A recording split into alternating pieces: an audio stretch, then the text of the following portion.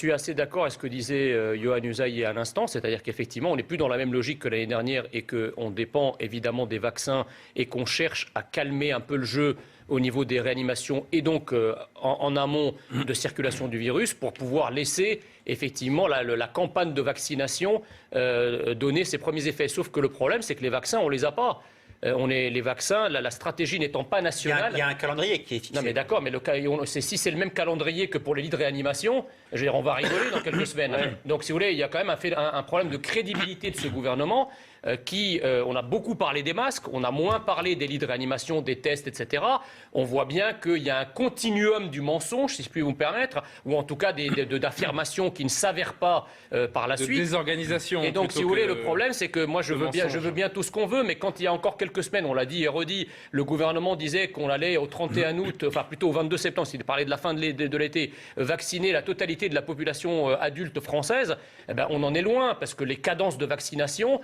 Si au 15 mai vous êtes à 30 millions, au 15 septembre vous pouvez avoir vacciné la totalité.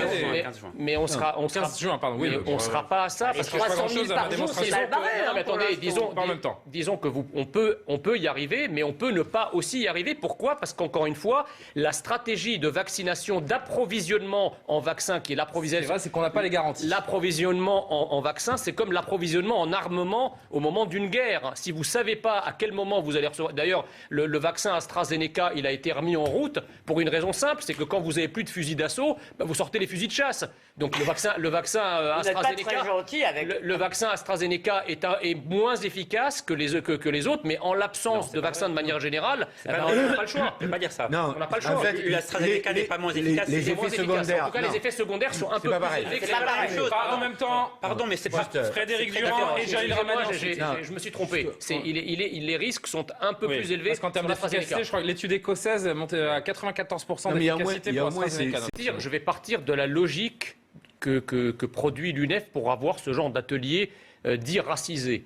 Eux, ils disent qu'effectivement, il y a tout un tas de personnes racisées, entre guillemets, j'aime pas ce terme, mais utilisons-le, qui sentent des discriminations, du racisme dans leur vie de tous les jours, que ce soit d'ailleurs de la vie étudiante ou dans leur vie en société. Et que donc, ils veulent que ces gens qui ont senti à un moment ou à un autre un regard discriminant ou une discrimination factuelle puissent venir s'exprimer librement dans ces ateliers. Eh bien moi, je peux dire aujourd'hui qu'effectivement, vous avez dans des tas de quartiers des Blancs qui sont donc non racisés, pour poursuivre l'expression, qui aussi sentent des discriminations en tant que Blancs, parce qu'il y a un racisme anti-blanc.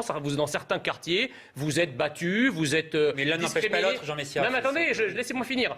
Donc, est-ce qu'on peut, sur cette base, organiser un atelier de Blancs qui viennent s'exprimer sur les discriminations qu'ils subissent dans les transports en commun, dans certains quartiers, etc.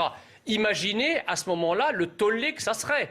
Donc moi je veux bien, si vous voulez, qu'il y ait des discriminations, et il faut lutter contre toutes les discriminations, mais on ne peut pas, si vous voulez, avoir une sorte d'hémiplégie morale, pour reprendre l'expression de Maître Goldnadel sur ce plateau il y a quelques heures, où on considère certaines discriminations et pas d'autres. Et je termine en disant que si effectivement l'UNEF se met à organiser ce genre d'atelier, c'est parce qu'il y a un public pour cela.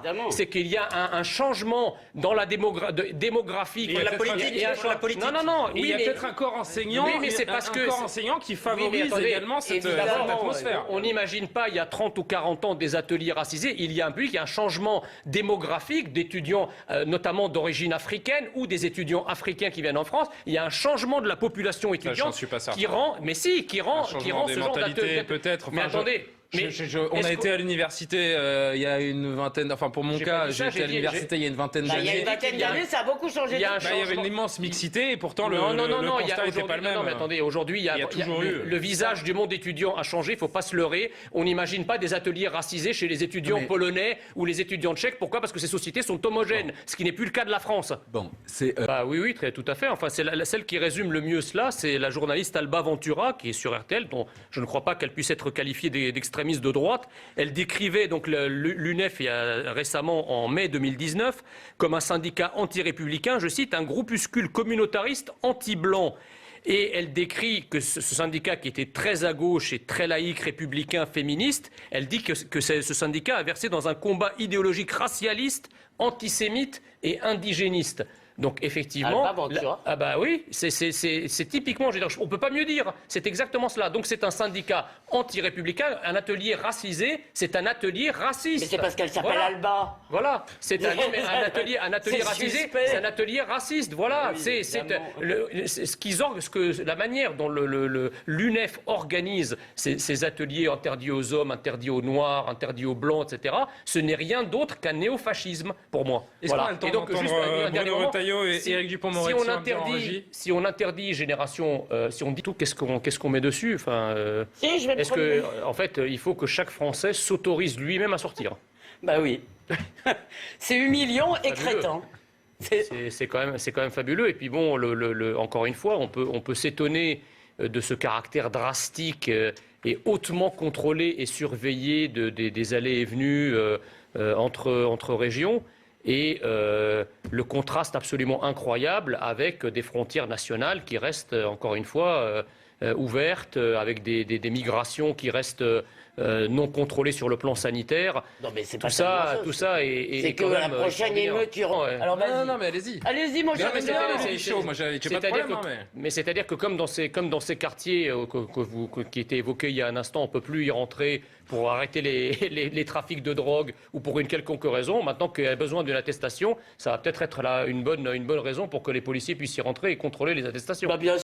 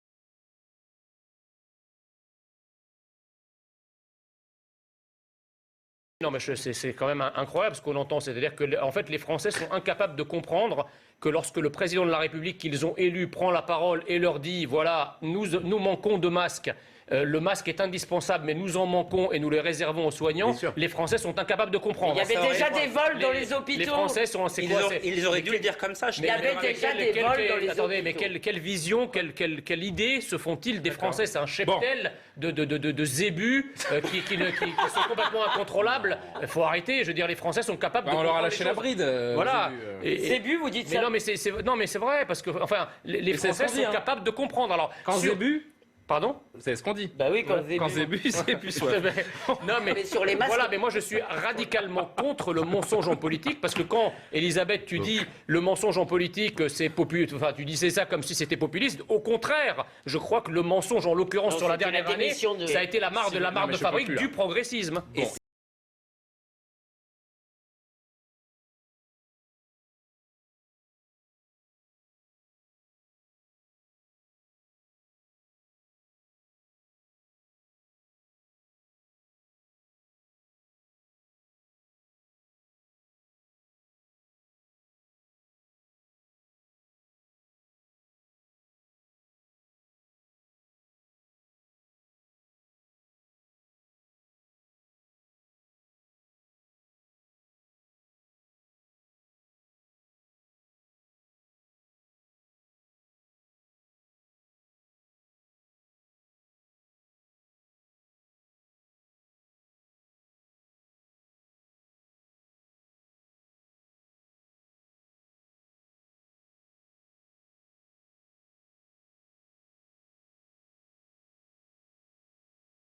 Oui, la question, elle n'est même pas. Enfin, il y a bien sûr le côté essentiel, pas essentiel. Je crois que Juste, moi, ça fait Non, mais- mal au cœur d'entendre non, ces mais juste, témoignages, alors, tout simplement. Non, mais c'est vrai, moi aussi, c'est vrai. Mais je veux dire, le coiffeur, c'est le plus mauvais exemple. Parce qu'en réalité, tous les commerces en tout cas dans ce quartier-là et dans d'autres, sont à peu près de la même taille, sont logés à la même enseigne. Je veux dire, quand vous rentrez dans un commerce, quel qu'il soit, et qu'à partir du moment où les jauges sont respectées, où les gestes barrières sont respectés, où l'obligation du masque est respectée, qu'est-ce qui fait la différence entre rentrer dans un magasin de faux bijoux, par exemple, ou chez un fleuriste ?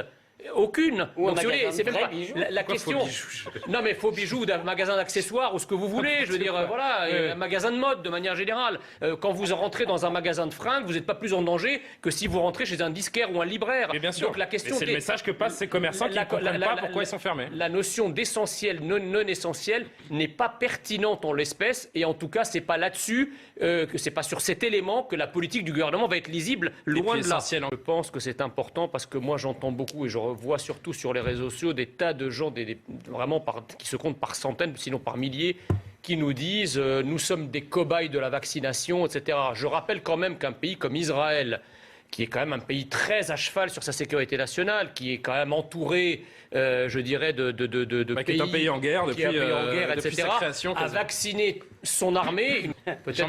Peut-être prendre un peu plus de hauteur et faire un propos un peu plus général sur la vaccination. Effectivement, à travers le monde, ce qu'on constate, c'est que les pays qui ont une cadence de vaccination la plus importante et qui sont en passe de sortir de l'épidémie, c'est des pays qui sont dirigés par ce que les médias mainstream en France appellent des gouvernements d'extrême droite.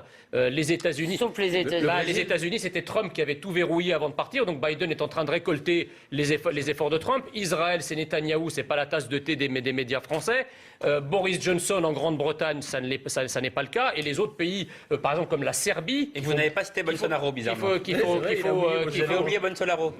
Non, mais d'accord, mais je veux dire, dans le lot de pays. Oui, mais peut-être. Mais ça, c'est l'exception. Mais pour vous, il y a une relation de cause à effet. Il y a une relation de cause à effet entre la stratégie qui est menée, c'est-à-dire une stratégie nationale réussit mieux qu'une stratégie d'empire. Ça, c'est une première chose. Et la deuxième chose, c'est qu'effectivement, la stratégie nationale, c'est que ce sont des gouvernements qui verrouillent l'intérêt supérieur de leur pays depuis le début jusqu'à la fin. Et ce sont effectivement les pays qui s'en sortent. Le Maroc, la Serbie, la Turquie aussi. Enfin, tous ces pays-là font mieux que la France et l'Allemagne.